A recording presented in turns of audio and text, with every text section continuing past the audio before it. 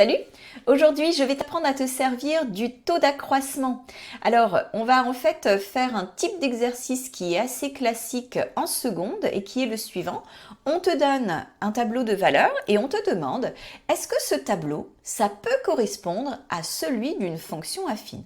Alors, je te rappelle, une fonction affine, ça s'écrit f de x égale mx plus p. M, c'est ce qu'on appelle le coefficient directeur, la pente.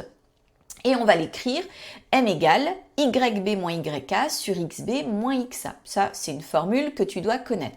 Alors, je te rappelle, pour ne pas te tromper, tiens, je vais te l'écrire sous une autre forme. On peut dire que c'est delta y sur delta x. Qu'est-ce que ça veut dire? Ça veut dire la variation des ordonnées sur la variation des abscisses. Alors, ordonnée, c'est en haut, pour ne pas te tromper dans la formule.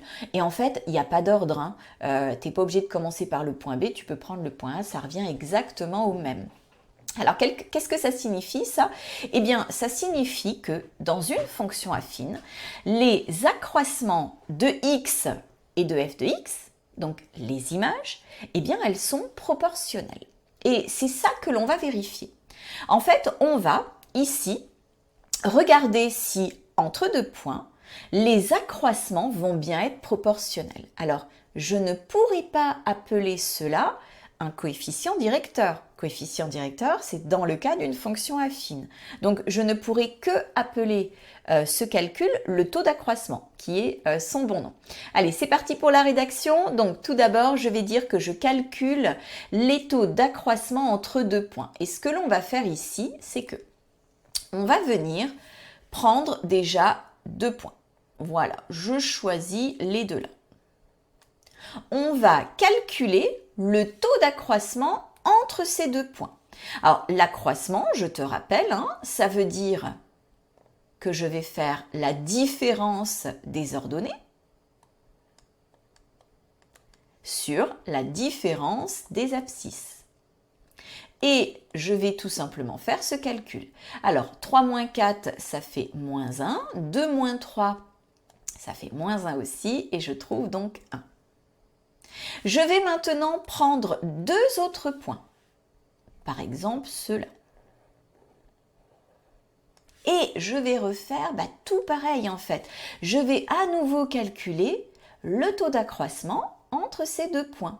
Donc, je viens mettre mon trait de fraction. Alors, je te montre une technique que j'aime bien pour ne pas me tromper. Je m'attaque à un point, le premier. Je mets, je te rappelle, en haut, ordonnée, donc 4, et puis en bas 3. Je mets mes signes moins. Et ensuite, je vais venir faire pareil avec mon deuxième point. Donc ici, 2 pour l'ordonnée et 1 pour l'abscisse. Et puis, je viens faire mon calcul.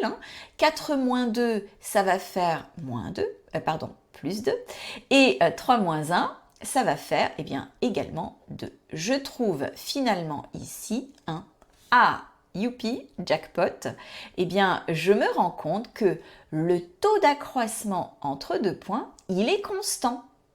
Ça signifie que ce tableau, il peut correspondre à une fonction affine. Alors attention, c'est juste il peut correspondre. C'est-à-dire qu'en fait, tu as des points qui vont être alignés.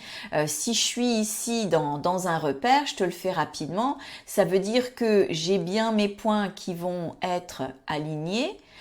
Ceci dit, il n'y a pas forcément une droite qui passe entre ces points. Ça peut être aussi, hop là, c'est très moche, ça peut être aussi une courbe. Donc, ça peut correspondre à une fonction affine, mais ce n'est pas une certitude, d'accord? Ça peut y correspondre parce que les accroissements, ici, ils vont être constant.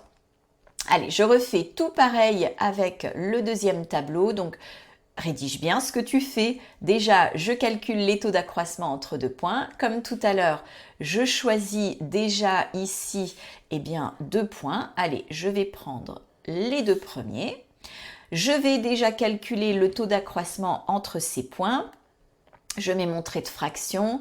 Je te rappelle, ce sont les ordonnées qui sont en haut, les abscisses qui sont en bas, et tu ne changes pas l'ordre en cours de route. Si tu as commencé par ce point, tu gardes bien ce point-là tout le long.